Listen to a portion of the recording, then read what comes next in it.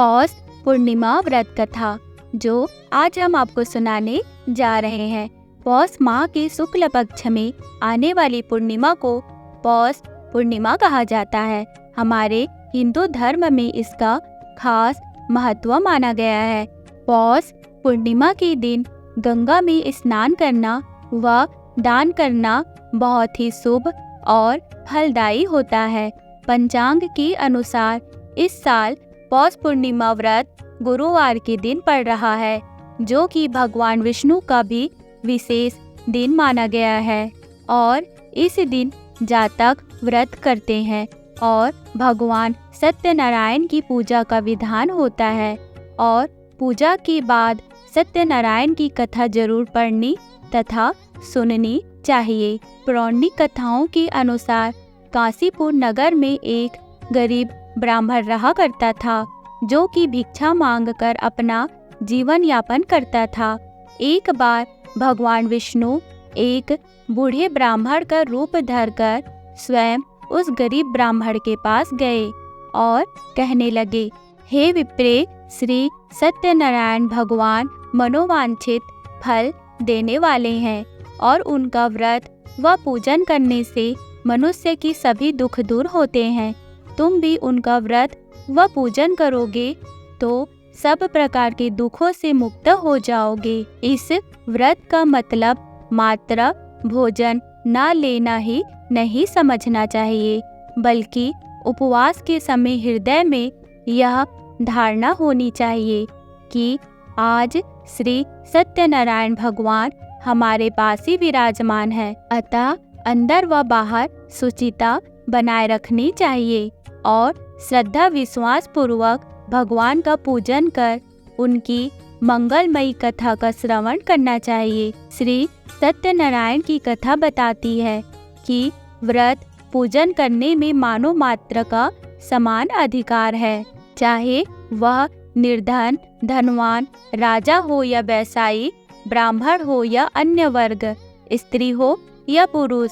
यही स्पष्ट करने के लिए इस कथा में निर्धन ब्राह्मण, गरीब लकड़हारा, राजा उल्का मुख, धनवान व्यवसायी, साधु वैश्य, उसकी पत्नी लीलावती, पुत्री कलावती, राजा तुंगध्वज एवं गोपगणों की कथा का समावेश किया गया है।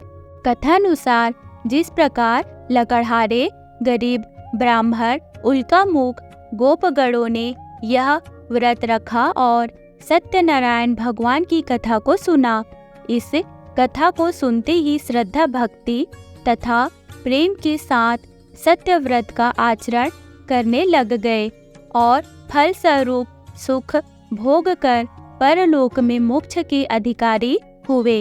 एक साधु वैश्य ने भी यही प्रसंग राजा उल्कामुख से सुना, किंतु उसका विश्वास अधूरा था और श्रद्धा में कमी होने के कारण उसने मन में प्रण लिया कि संतान प्राप्ति पर सत्यव्रत पूजन करूंगा। समय बीतने पर उसके घर एक सुंदर कन्या ने जन्म लिया।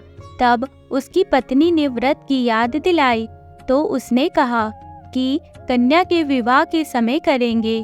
कन्या के विवाह का समय भी आ गया और पत्नी ने याद दिलाया तो उसने बाद में टाल दी। इसके बाद व्यापारी अपने दामाद को लेकर व्यापार के लिए चला गया। वहां उसे चोरी के आरोप में राजा चंद्रकेतु द्वारा दामाद सहित कारागार में डाल दिया गया। उसके अपने घर में भी चोरी हो गई। पत्नी लीलावती और पुत्री कलावती भिक्षावृत्ति के लिए विवश हो गई। एक दिन कलावती ने किसी के घर श्री सत्यनारायण का पूजन होते हुए देखा और घर आकर माँ को प्रसाद दिया।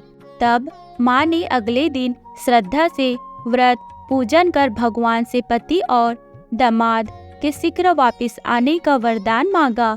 श्री हरि प्रसन्न हो गए और स्वप्न में राजा को कह दिए कि वह दोनों बंदियों को छोड़ दे, क्योंकि वह निर्दोष है।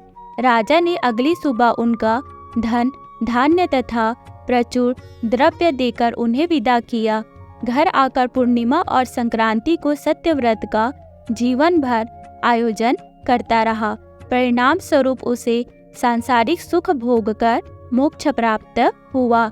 इसी प्रकार एक बार राजा तुंग ध्वज ने वन में गोपगणों को श्री सत्यनारायण भगवान का पूजन करते देखा, किंतु अपने अभिमान की वजह से राजा न तो पूजा स्थल पर गया, न दूर से ही प्रणाम किया और न ही गोप गणों द्वारा दिया गया प्रसाद ग्रहण किया। परिणाम स्वरूप यह हुआ कि राजा की पुत्र धन धान्य अश्वगजादि सब नष्ट हो गए।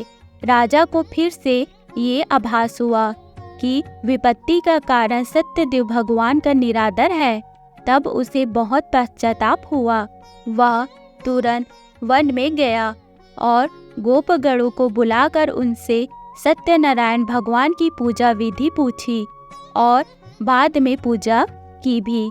फिर उसने उनसे ही प्रसाद ग्रहण किया तथा घर आ गया। उसने देखा कि विपत्ति टल गई और उसकी सारी संपत्ति तथा जन सुरक्षित हो गए। राजा प्रसन्नता से भर गया और अपना सर्वस्व भगवान को अर्पित कर दिया। दोस्तों, आप सभी को पौष पूर्णिमा की हार्दिक शुभकामनाएं। तो दोस्तों, ये कहानी आपको कैसी लगी हमें कमेंट करके ज़रूर बताइएगा। वीडियो को लाइक, चैनल को सब्सक्राइब जरूर कीजिएगा। मिलते हैं नेक्स्ट वीडियो में। Okay, bye bye, take care, thank you.